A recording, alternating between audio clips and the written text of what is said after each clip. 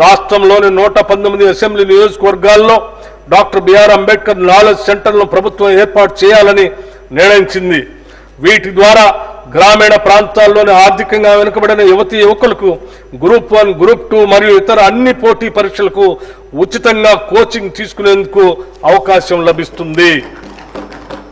యువకుల ఉద్యోగ అవకాశాలను ఇనువడింపజేసే వారి సాధికారతను పెంపొందించడానికి ప్రభుత్వం పరిశ్రమల శాఖ ఆధ్వర్యంలో తెలంగాణ డిజిటల్ ఉపాధి కేంద్రాన్ని పునరుద్ధరించి కృత్రిమ మేధో విజ్ఞానం ఆధారంగా నడిచేలా అనుసంధానించింది. దీని ద్వారా పరిశ్రమలు మరియు వివిధ రంగాల అవసరాలకు కావలసిన నిపుణులు గుర్తించి నియమించుకునే వెసులుబాటు కలుగుతుంది. ఈ బడ్జెట్లో కార్మిక మరియు ఉపాధి కల్పన శాఖకు 900 కోట్ల రూపాయలు ప్రతిపాదిస్తున్నాం. గ్రామ స్వరాజ్యమే దేశ స్వరాజ్యం. మహాత్మా గాంధీ గారు చెప్పినటువంటి ఈ మాటలు ఈ స్ఫూర్తితో మా ప్రభుత్వం గ్రామీణ వికాసానికి శ్రీకారం చుట్టింది.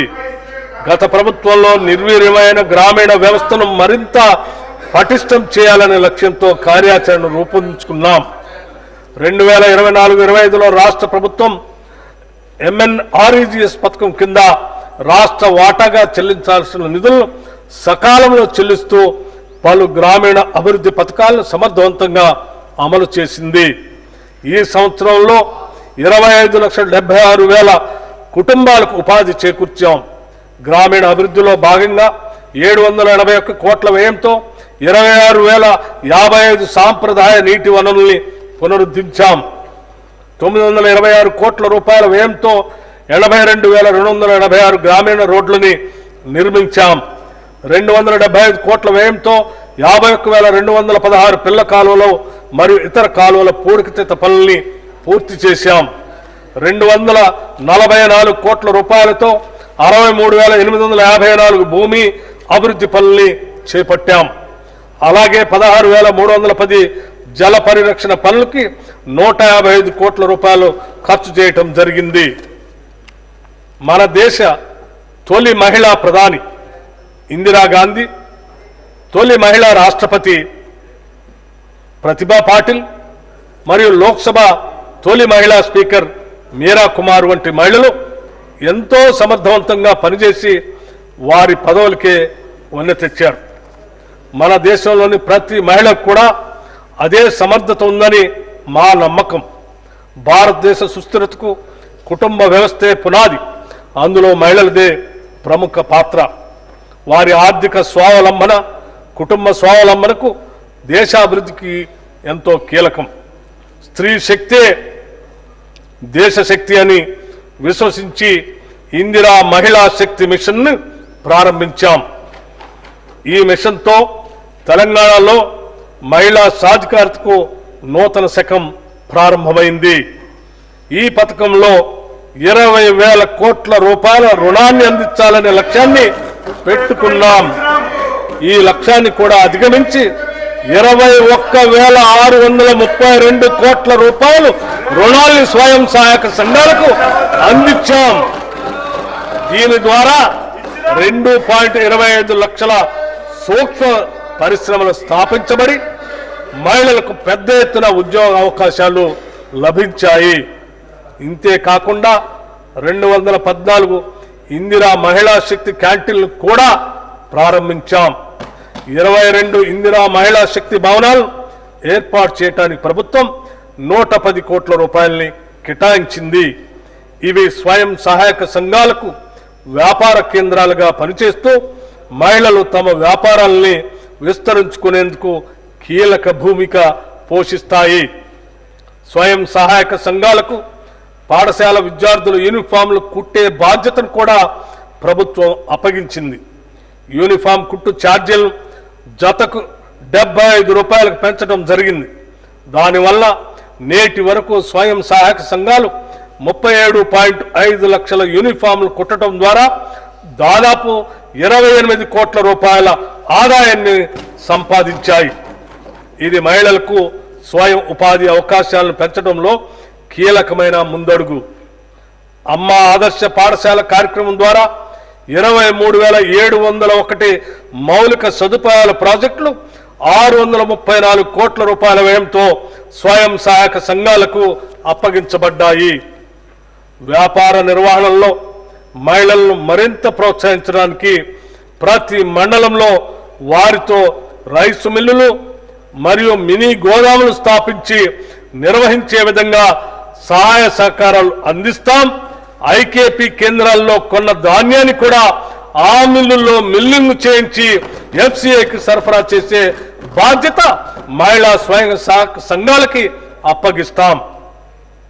రుణ బీమా పథకం కింద ఒక్కో స్వయం సహాయక సంఘ సభ్యురాలకి 2 లక్షల రూపాయల సహజ మరణ బీమా మరియు 10 లక్షల రూపాయల ప్రమాద బీమా అందించబడుతుంది.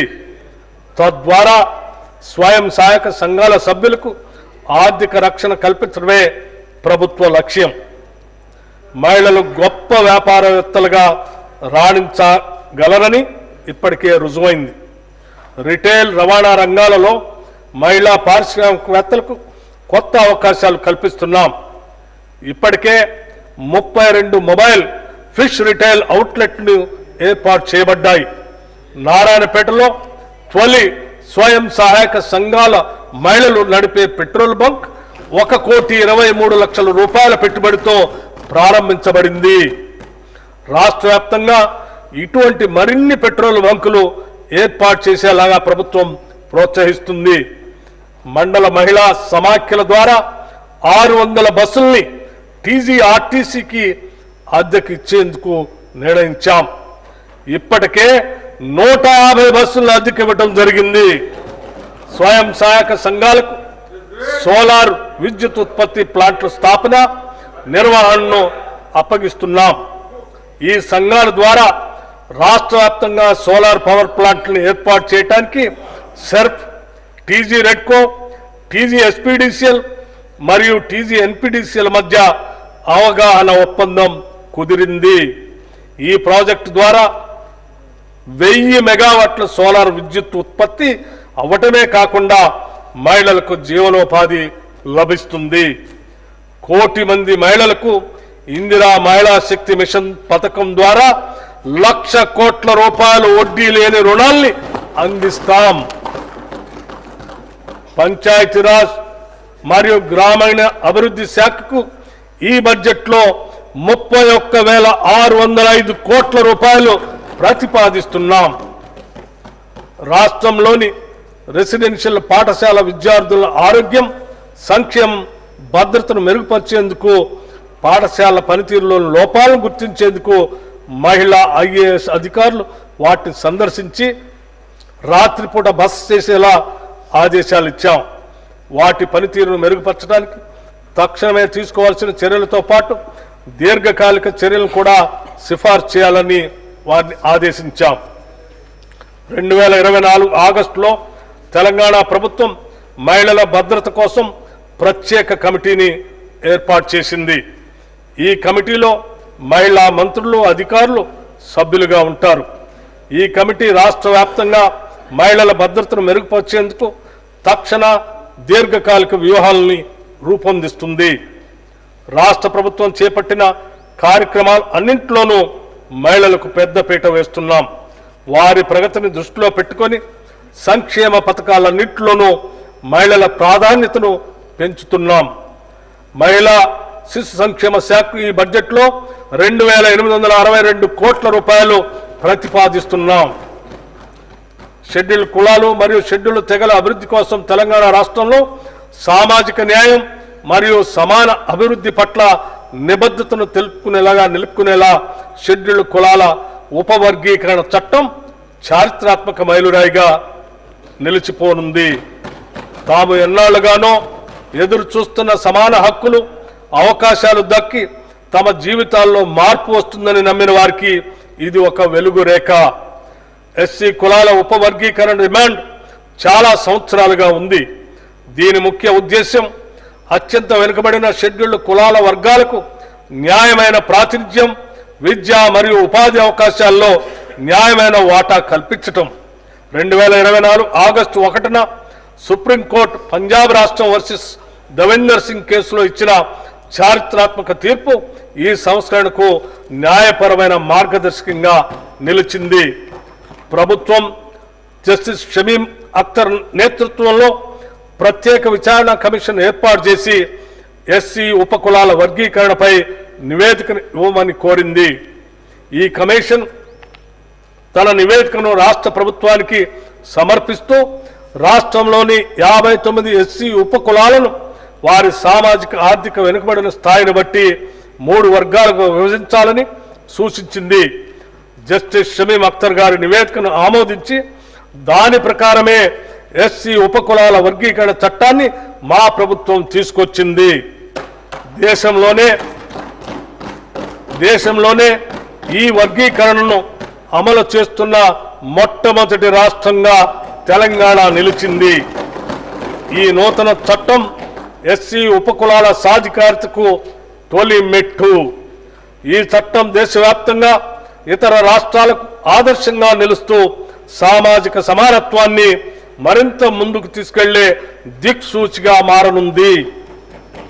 ఆదివాసీల గిరిజనుల వైవిధ్య జీవన విధానాన్ని, వారి హక్కుల్ని కాపాడుతూ వారికి అభివృద్ధి ఫలాలు అందేలా కృషి చేస్తున్నాం.